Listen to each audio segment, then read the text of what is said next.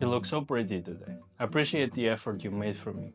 If you like beards, tough luck, because I'm Asian. Best I can do is look like a prepubescent boy. I know I don't say this or show it often, but I like you as a person. I'm proud to know you, and I seriously believe you are someone who will achieve great things. And on the way, if the whole world turns against you, know that here's someone that won't turn his back on you, okay? I mean it. I'll be with you forever. We all fantasize about this, but there is a disconnection between that and where you are right now, and it's what causes you to feel lonely. It's not lack of anything really, but it's self-inflicted. If you are alone, then there's no one to wait for. So there's no need to feel bad for anything. And if you have low quality people around you, and it's your fear of being alone that continues that scenario. And that is why I call it mental illness. It doesn't have anything to do with the world, and it has everything to do with how you treat yourself. Like how you keep feeding this fantasy that a savior will come and fix everything for you, even though you have no proof of that in reality. Still, you hype yourself up again and again just to be disappointed again and again. Hope is the most cruel weapon if not wielded properly, and you keep beating yourself up and waiting for something to change. That is what causes that hunger, that void, and that just hurts you, it breaks you. You are a slave to your fantasies. Until when you will be the child that needs rescue? If you don't stop feeding this, loneliness will ruin your life, literally. And I will give you 3 scenarios on how loneliness affects your life. Hey, I hope this video is helping you. If you don't understand something, please comment down below and I will answer. Like and subscribe because it helps me. And if you don't want to spend time watching my videos, go take a look at my ebook. The link is in the description. Now back to the video. Loneliness disconnects you from the world. Loneliness works the same as an addiction. That's why it's so difficult to stop. And it's becoming one of the biggest epidemics. It happens so easily that you don't even notice it. As life goes on, you fantasize a bit in the quiet moments about how nice it would be to have someone there for you. And that thought comforts you, it even motivates you, it cheers you up. And time goes by and you look at other people's posts and you see how amazing life is for some couples. And you start to wish for that too. Even if it's not even close to the situation you have right now. But you keep remembering and you start obsessing over it, forgetting your present life, forgetting to build meaningful connections with anyone, and forget your life goals. Chasing only the fantasy, making it the center of your life. And the more tired you feel, the more you go back to that refuge. Except at this point, it doesn't feel the same. It doesn't feel as nice as before.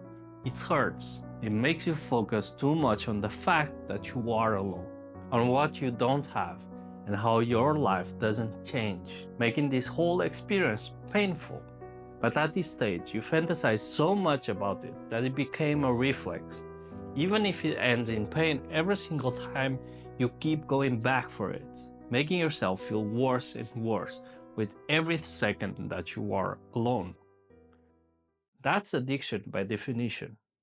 And to solve this, first of all, is to drop social media. Most posts are fake. It doesn't happen naturally. There's a whole production behind it, meaning it's work, not happiness. And it doesn't change your life if you keep looking at it. And the second step is self-love. At this point in my life, I'm someone who doesn't drink, smoke, or eat snacks. And I did that for 16 years. And at one point, I stopped with everything. Not because of health reasons, I don't care about that much. Or I stopped enjoying it. No, I still love the bitter taste of booze and the taste of smoking. But I realized I only picked those addictions when I wanted to run away from something. And I realized I was feeding this fantasy that I could pause whatever was going on. Except that what was going on was my own life. And that wasn't the right attitude to have with my life, with myself. And it's the same for loneliness. It's not right for me to keep running away to that fantasy because it only causes me more pain, and I deserve a better life than this. So I accept the uncomfortable moments, the silence, the boredom, the anxiety. I deserve someone who can be there with me in those moments, so I do that for myself. I deserve a life without pain, and I'm gonna have it whether it is with someone or alone. Another way loneliness messes your life up is loneliness lowers the quality of your life. As we talked about before, being lonely is a painful experience. And if you do it for long enough, it will make you stay with the wrong people.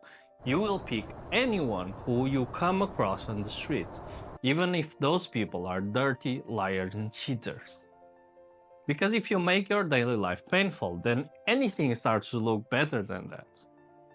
So you pick the wrong people for you. And you just get used to living with crappy people who don't respect you or do nice things for you, believing that's all you deserve, leaving you only with crumbs mixed in with abuse, insults, and indifference. We talk about the abusers, but they also have a type of person that becomes the victim. And this is how you turn yourself into that. The longer you don't face your feelings of loneliness, the easier you'll make it for the wrong people to come into your life and stay in it. Because you aren't brave enough to go away, stay alone while you search for a better life. You don't have any defenses against these people. Meanwhile, you get older, your value goes down, and how you get treated gets worse. If you can't be alone, you won't have a nice life. You will just stay stuck in a prison of your own design. Loneliness ruins your love relationships. If you pick someone because you are lonely, I can guarantee you that it won't work.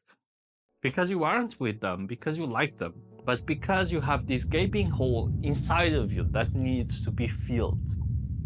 And if you start a relationship that way, it means the relationship will always be about your problems, making the other person feel invisible and ignored all the time, until the point they gather some shred of self-love and leave you. Another way loneliness crushes your chances at a happy relationship is if you keep fantasizing for so long growing your loneliness, it means you are used to be disappointed. But this new person who doesn't know you, you didn't have any time for that yet, you didn't have time to show off their capabilities. You become disappointed with them before giving them a chance at anything. You self-sabotage by not managing your expectations. And this is one of the reasons of why most people can't find love. Love is the death of ego, which means yourself. If you can't be anything outside yourself, then it's pointless to try to have relationships because there's no reason for others to keep you in their life. Just as you don't want a poor, ugly, dumb person, it's the same for everybody else. And if you don't manage that, it simply becomes impossible for you to feel anything for anyone. Because you aren't vulnerable, which closes any window of opportunity for them to show you that they can be trusted. Again, love is the death of ego. Ego is what protects you. But if it's the right person, you don't need to protect yourself. So how do I solve it? I solve my loneliness by defining who I am and what I want. Video here for that. But if it's really about finding the right person, the one person who will always stay for you, that makes your life enjoyable, then learn to play the game. And that is, become someone that others want to be with. That will raise your chances for the right person to find you. But here's a misconception a lot of people have. People who advertise for sex get sex, and the people who advertise for love get love. You can't be one and get the other. That's why I see a lot of people get confused. You want one person, so you don't have to please everybody. You just have to be yourself. Not your insecurities, but yourself. And the way to help you reach that is to define what is your version of love. If you had a kid, how would you be for that kid? What is the goals? What are the actions? And if it's really about being there for someone, then it's not being curled up in some corner feeling sorry for yourself and fantasizing about an imaginary life for sure. But taking action towards a better future, and by turning your definition of love into a reality that exists around you, you attract the people who agree with that, who will devote their lives to keeping that ideal alive, the right people. So here's the two choices you have. You can be alone and build the future you want until you find the right people. Or you can be lonely and stay with the wrong people and keep fantasizing about a life that will never come true, while reality just sucks. Stop being the child who's still crying and become the hero who shows up for that child and makes dreams come true. The person you need to become for yourself. I hope this helped. I'll see you next week.